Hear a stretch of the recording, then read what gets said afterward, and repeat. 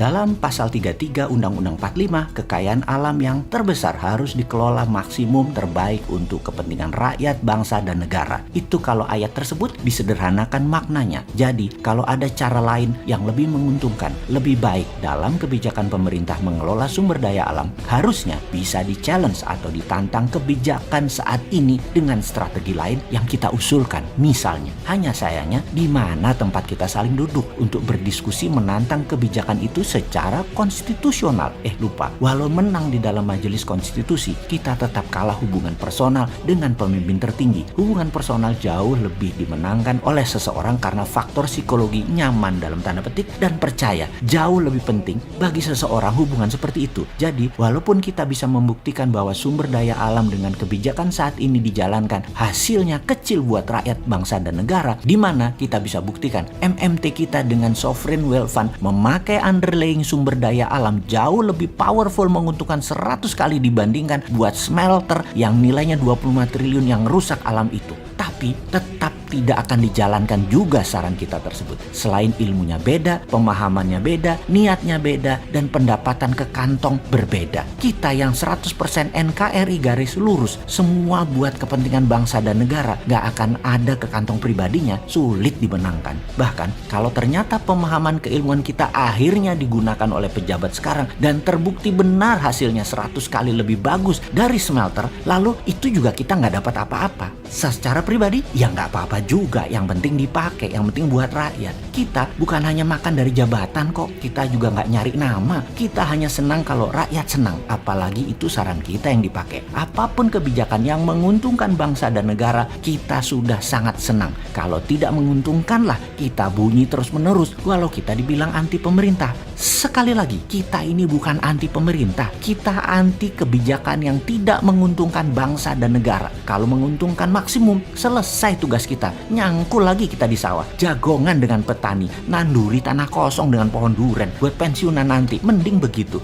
Jadi apa yang SWF, Sovereign Wealth Fund Modern Monetarily, MMT lakukan? Versi kita yang lebih baik dari 100 kali atau bahkan 500 kali lipat dari kebijakan saat ini atas sumber daya alam yang dijual sebagai komoditas tersebut. Sebelum kita mendapatkan uang dari SWF, kita harus punya Grand Plan Nasional Indonesia selama 25 tahun ke depan, yaitu pada saat Indonesia Emas tahun 2045. Di saat itu, Indonesia menjadi negara terkaya nomor 1 di dunia versi kebijakan kita yang menggunakan MMT yang kita beri nama Forza Panarata, yaitu semacam nawacita lah kira-kira. Kita bukan mau jadi negara di bawah Tiongkok, di bawah Amerika, di bawah India, di bawah Jepang, di bawah Inggris. Bukan, kita mau jadi Indonesia nomor 1 di dunia ini, dan Indonesia menang namanya itu. Untuk jadi nomor 1, modalnya hanya satu, sumber daya alam nasional, mineral, dan semua yang di bawah tanah akan menjadi kekuatan tawar dan alat tekan. Kalau sekarang mineralnya tadi oleh kebijakan seorang pemain sekaligus pejabat, smelternya, sumber daya alam nasionalnya hanya jadi alat dagang.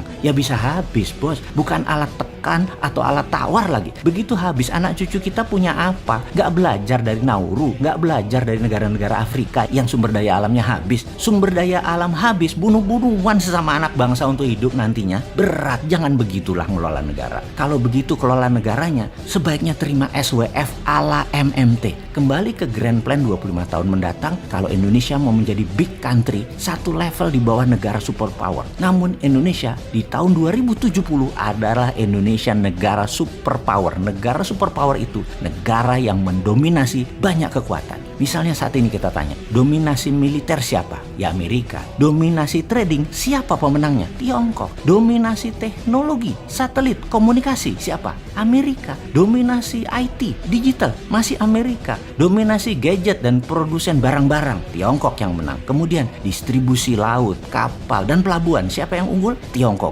Dominasi kosmetik, beautician, Korea Selatan. Dominasi CEO pengendali multi-billion dollar company, siapa? Orang India. Dominasi energi, gas, dan minyak bumi, Arab Saudi. Dominasi musik, film, entertainment, Hollywood, dan Amerika. Untuk Indonesia menjadi negara nomor 1, Indonesia harus ada yang didominasi dan harus ada banyak. Kita akan mendominasi CPO, kita akan mendominasi world food supply, kita akan mendominasi bursa ikan dunia, kita akan buat bursa tanah jarang, kita akan kendalikan bursa tersebut. Saat ini bursa ikan, bursa tanah jarang belum ada, Indonesia buat. Lalu kita bukan lagi price taker, tapi dalam hal ini kita akan mendominasi karena kita Indonesia menjadi price maker. Jadi inti rencana besar 2045 adalah membuat Indonesia ada banyak hal yang kita akan jadikan pemenang. Kita mendominasi. Itu yang harus kita lakukan dan kita buat sejak sekarang.